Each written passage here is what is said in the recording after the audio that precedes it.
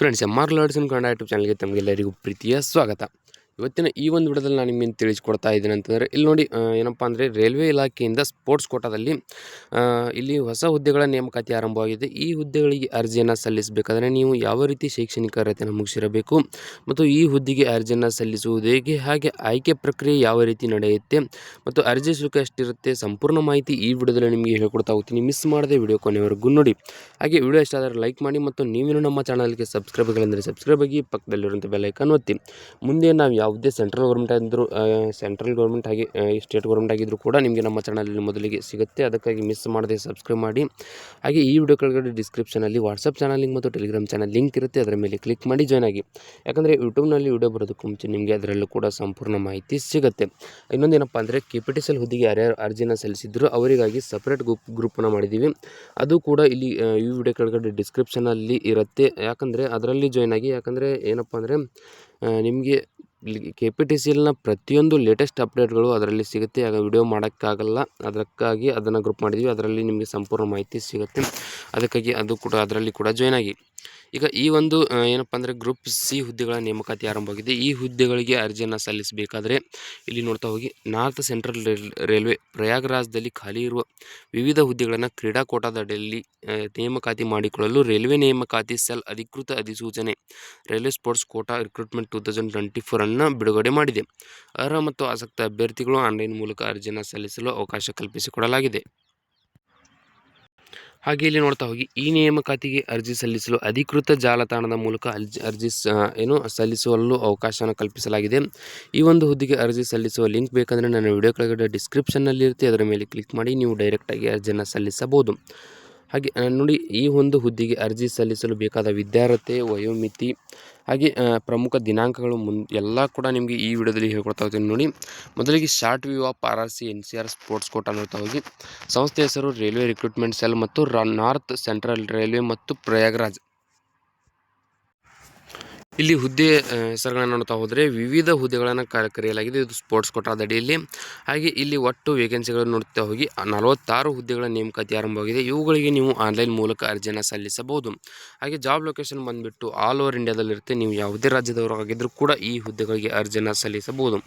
ಈ ಒಂದು ಹುದ್ದೆಗೆ ಅರ್ಜಿಯನ್ನು ಸಲ್ಲಿಸಲು ಪ್ರಮುಖ ದಿನಾಂಕಗಳನ್ನು ನೋಡ್ತಾ ಹೋಗಿ, ಆನ್ಲೈನ್ ಅರ್ಜಿ ಸಲ್ಲಿಕೆ ಪ್ರಾರಂಭ ದಿನಾಂಕ ಜನವರಿ 8, 2025ರಿಂದ ಆನ್ಲೈನ್ ಅರ್ಜಿ ಸಲ್ಲಿಕೆಗೆ ಕೊನೆಯ ದಿನಾಂಕ ಫೆಬ್ರವರಿ 7, 2025ರವರೆಗೆ ಇರುತ್ತೆ. ಇದರ ಒಳಗಾಗಿ ನೀವು ಈ ಹುದ್ದೆಗಳಿಗೆ ಅರ್ಜಿಯನ್ನು ಸಲ್ಲಿಸಬಹುದು.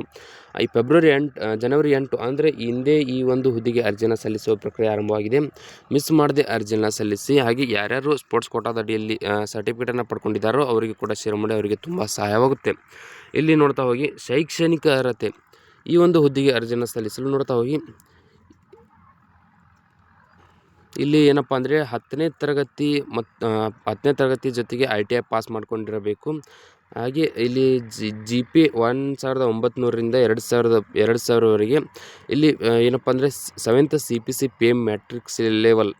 ಈ ಒಂದು ಹುದ್ದೆಗಳಿಗೆ ಅರ್ಜಿಯನ್ನು ಸಲ್ಲಿಸಬೇಕಾದ್ರೆ 12ನೇ ತರಗತಿ ಪಾಸಾಗಿರಬೇಕು. ಹಾಗೆ GPA 2400 ಜೊತೆಗೆ 2800. ಈ ಹುದ್ದೆಗಳಿಗೆ ಅರ್ಜಿಯನ್ನು ಸಲ್ಲಿಸಲು ಡಿಗ್ರಿ ಪಾಸ್ ಆಗಿದ್ದರೆ ಈ ಹುದ್ದೆಗಳಿಗೆ ಅರ್ಜಿಯನ್ನು ಸಲ್ಲಿಸಬಹುದು. ಈ ಹುದ್ದೆಗೆ ಅರ್ಜಿಯನ್ನು ಸಲ್ಲಿಸಬೇಕಾದ್ರೆ ವಯೋಮಿತಿ ಎಷ್ಟಿರಬೇಕಂತ ನೋಡ್ತಾ ಹೋಗಿ, ಅರ್ಜಿ ಸಲ್ಲಿಸುವ ಅಭ್ಯರ್ಥಿಗಳು ವಯಸ್ಸಿನ ಮಿತಿ ನೋಡ್ತಾ ಹೋಗಿ 1/1/2025ರಂತೆ 18ರಿಂದ 25 ವರ್ಷದ ಒಳಗೆ ಇರತಕ್ಕಂಥ ಅಭ್ಯರ್ಥಿಗಳು ಈ ಹುದ್ದೆಗಳಿಗೆ ಅರ್ಜಿಯನ್ನು ಸಲ್ಲಿಸಬಹುದು.